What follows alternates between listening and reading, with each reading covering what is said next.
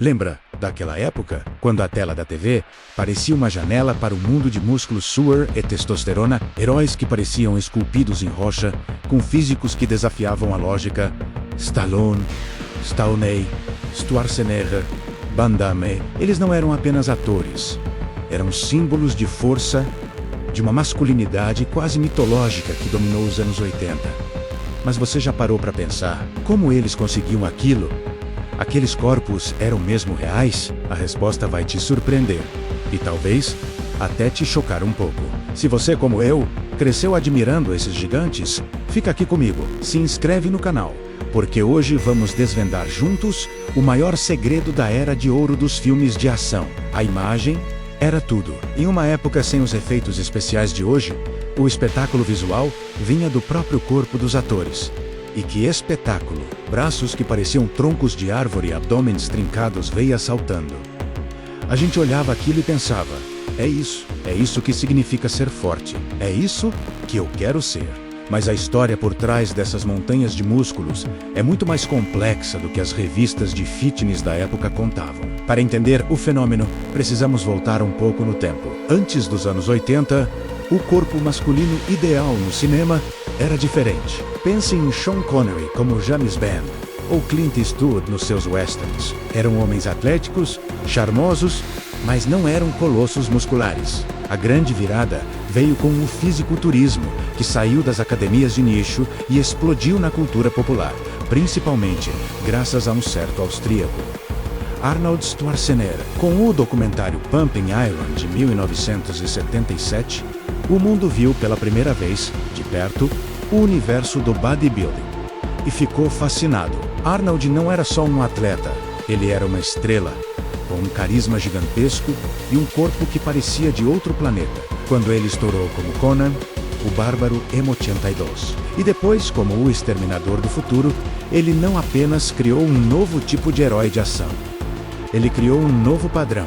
De repente, todo estúdio queria o seu próprio Schwarzenegger, e todo ator de ação precisava ter um físico que rivalizasse com o dele. E é aqui que a história começa a ficar intensa, porque para alcançar aquele nível, apenas levantar peso e comer frango com batata doce não era suficiente. Nem de perto. Sylvester Stallone é um caso emblemático. Para Rambo 2, especialmente Rambo 3, ele queria um corpo que parecesse uma arma de guerra ambulante. Ele queria superar o que já tinha feito e competir diretamente com Arnold. A rivalidade entre os dois era real e se manifestava nos músculos. Stallone chegou a ter apenas 28% de gordura corporal para Rocky 4.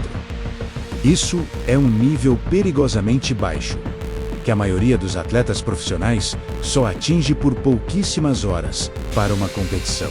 Manter isso durante semanas de filmagem é desumano, e ele pagou um preço. Ele mesmo já admitiu em entrevistas os métodos extremos que usava. Dietas que o deixavam sem energia, treinos 2 vezes por dia, 6 dias por semana. Um regime que levava seu corpo ao limite absoluto. Ele contou que para Rocky 4, sua dieta era basicamente proteína e pequenas porções de carboidrato, o que o deixava tonto e com a memória fraca durante as gravações. O resultado era visualmente impressionante na tela, mas o custo para a saúde era altíssimo. E então, chegamos ao elefante na sala. O segredo que todo mundo sabia, mas ninguém falava abertamente na época. Os esteroides anabolizantes. Nos anos 80, o uso dessas substâncias era quase uma regra não escrita no mundo do fisiculturismo profissional e, por extensão, entre os astros de ação que queriam emular aquele visual. Não havia o mesmo estigma ou controle que existe hoje.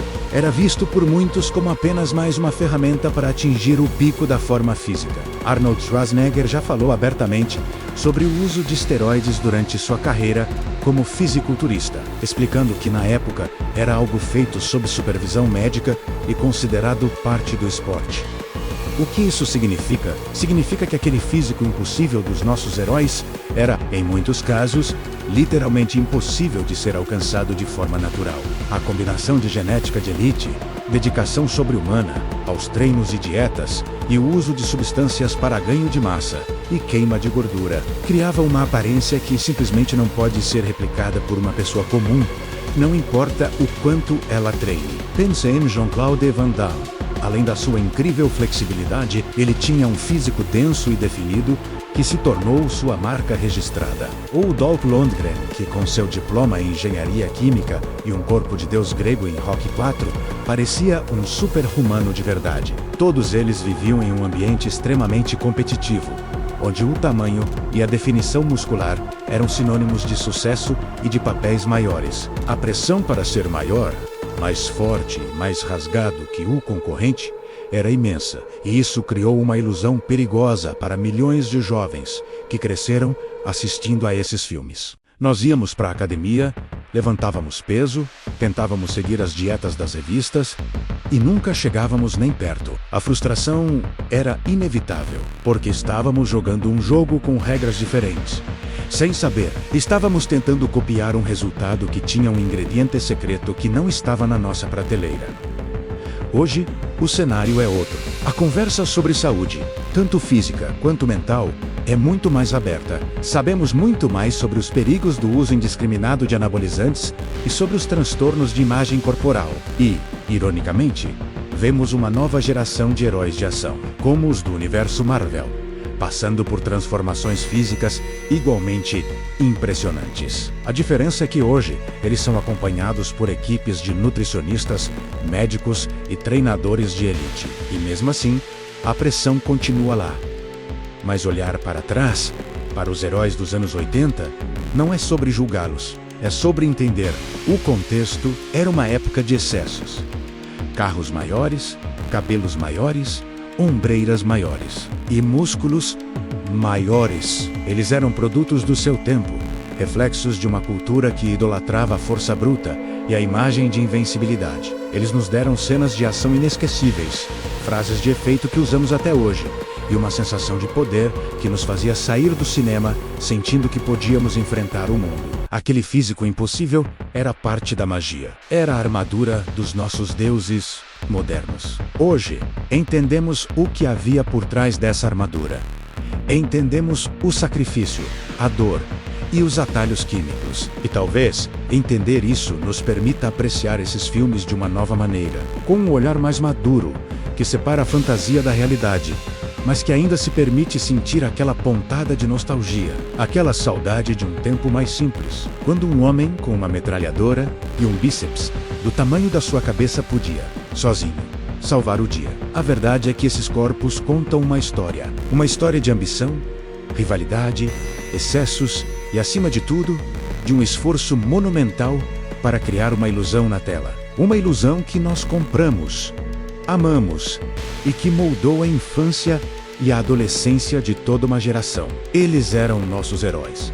E parte do heroísmo, talvez, fosse justamente suportar o fardo de manter aquela imagem impossível. Obrigado por ter ficado comigo nessa viagem no tempo.